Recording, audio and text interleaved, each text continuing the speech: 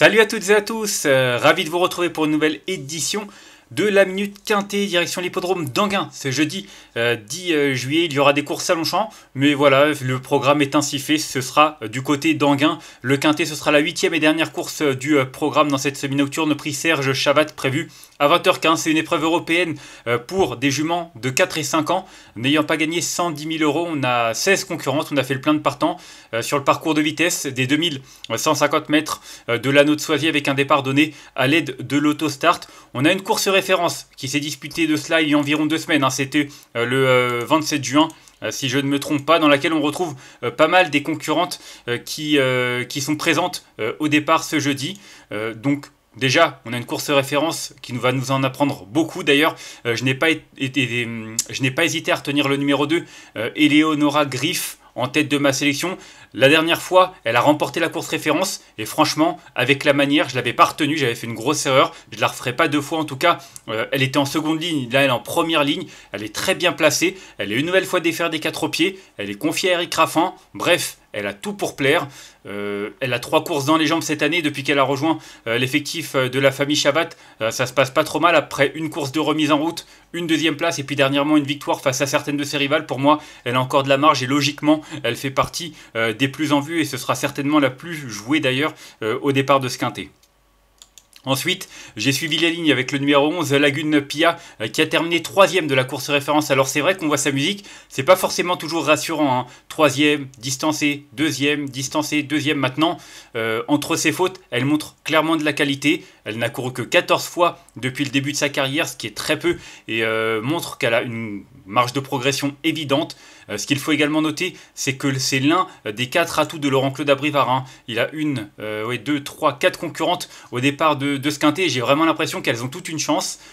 Je l'ai retenu en tête des représentantes Abrivard, ce numéro 11. Maintenant, ça va certainement être une question de parcours. En tout cas, elle a un numéro qui est assez correct en seconde ligne. Et vu ce qu'elle vient de montrer, en étant assez dure jusqu'au bout, je pense qu'elle est capable de lutter pour une place sur le podium.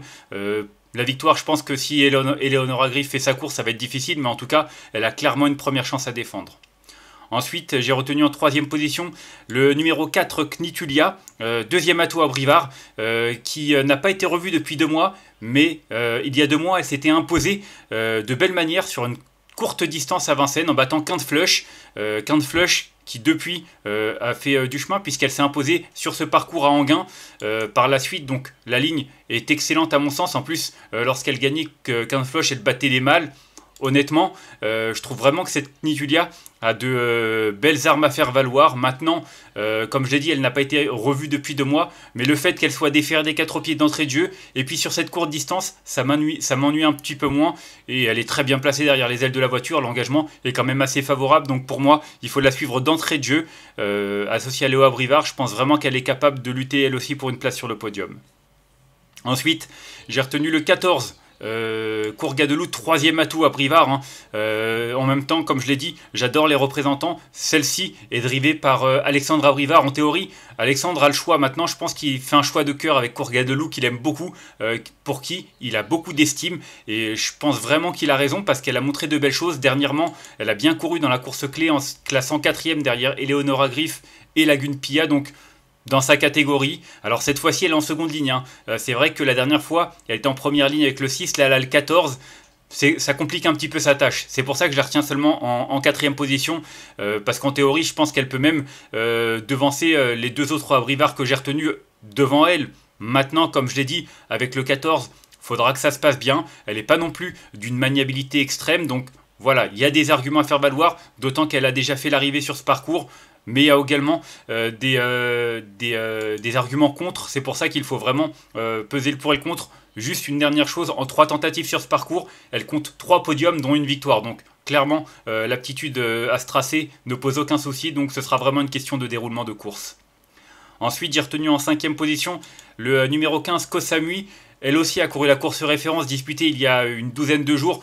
Seulement 7e, maintenant, elle n'a pas forcément eu les coups des franches pour finir. Sa tentative est bien meilleure que ne l'indique son classement. Et puis c'est surtout, c'était sa première vraie course après plus de 15 mois d'absence, hein. Elle a eu 4 courses de remise en route, 4 parcours assez sages. Là, c'était la première fois qu'elle était déférée des 4 pieds, donc c'était une course visée. Ça s'est pas forcément bien passé, mais cela ne remet pas en cause sa qualité ou sa forme. En tout cas, son entourage est confiant.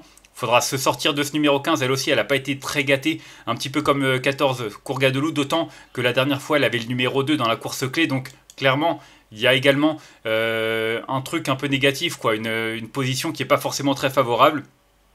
Mais si Nicolas Bazir arrive à trouver les bons taux pour progresser, clairement, l'avoir dans les 3, 4, 5 premiers, 3, 4, 5 premières n'aurait vraiment rien de surprenant, ce serait même assez logique. Mais encore une fois, je pense que vraiment la course est assez ouverte et que ça va se jouer vraiment au parcours pour espérer faire l'arrivée.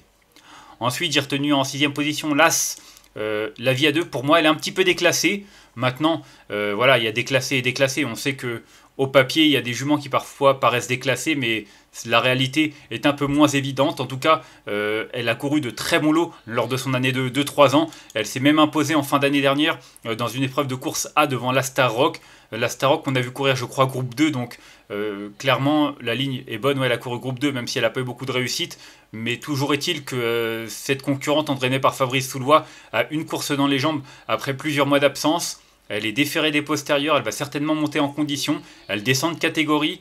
Voilà, il ne faudra pas qu'elle se fasse piéger avec cette position côté corde. En tout cas, son unique essai sur ce parcours s'est soldé par une victoire. C'était il y a un petit moment, hein, quelques mois de cela, c'était à l'automne dernier, mais clairement c'est une concurrente qui a de la vitesse, qui a également de la qualité. Donc attention, je pense qu'il faut la reprendre en confiance et certainement elle est amenée à progresser et à courir, même peut-être en meilleure compagnie dans le futur. Ensuite, j'ai retenu en 7ème position le numéro 12, Louvre de Deidou, 4e atout à Brivard. C'est vrai que Laurent-Claude Abrivard délègue une candidature assez intéressante. Elle vient de se montrer fautive à Enghien, mais il ne faut vraiment pas la condamner là-dessus. Auparavant, elle a montré de la qualité, elle en a montré depuis le début de sa carrière. Maintenant, le seul petit bémol, c'est les parcours de vitesse. Elle n'a jamais couru avec ce mode de départ. Elle a couru une seule fois sur 2175 mètres à Vincennes pour une 9e place. Elle a couru à Nantes 2002 distancée, donc voilà. Il y a vraiment ce bémol, elle est quand même allégée dans sa ferrure, signe que son entraîneur y compte un minimum. Maintenant, comme j'ai dit, il faudra que ça se passe bien, il ne faudra pas qu'elle soit trop prise de vitesse, il ne faudra pas qu'elle soit trop loin au moment de l'emballage final. Si tous les paramètres sont réunis, elle peut accrocher une place, mais voilà, ce sera plus un outsider, à mon sens, que j'aime beaucoup qu'autre chose. Et enfin en 8ème position, j'ai retenu Lolita Bourbon, le numéro 3, qui la dernière fois avait été très en vue. D'ailleurs, je l'avais retenu en tête de ma sélection, je crois, dans la course clé disputée le 27 juin et remportée par Eleonora Griff, seulement 8ème. Je m'attendais à mieux. Maintenant, ça s'est joué dans un mouchoir de poche, hein. On voit au niveau des temps, on voit même au niveau de la course qu'elles se tiennent toutes de très près et qu'elles en une ou deux longueurs, on voit l'arrivée très serrée. Mais toujours est-il qu'elle retrouve l'hippodrome d'Enghien. Ce sera peut-être mieux que celui de Vincennes. En 1, 2, 3, 4, 5 tentatives à Enghien, elle a toujours fait l'arrivée. Sur ce parcours, elle y a couru à une seule reprise pour une 2e place. Donc honnêtement, je pense qu'elle a des arguments à faire valoir maintenant. Eric Raffin était associé, je pense qu'il avait le choix et qu'il a logiquement choisi Eleonora Griff. Lolita Bourbon n'est pas hors d'affaire malgré tout et je pense qu'avec un bon parcours, elle est capable de remettre les pendules à l'heure. Et enfin, en cas de non partant, j'ai retenu le 5 Corona de Ladou, qui a de la vitesse, hein. C'est vrai que dernièrement, c'était peut-être un peu long, elle en a peut-être un peu trop fait, je sais pas. En tout cas, faut pas la condamner là-dessus. Auparavant, elle avait très bien couru à 2 reprises. Au mois d'avril, hein, c'était à Mort de Bretagne, mais également à Vincennes. Elle a des références à faire valoir sur ce parcours. Elle a repris de la fraîcheur.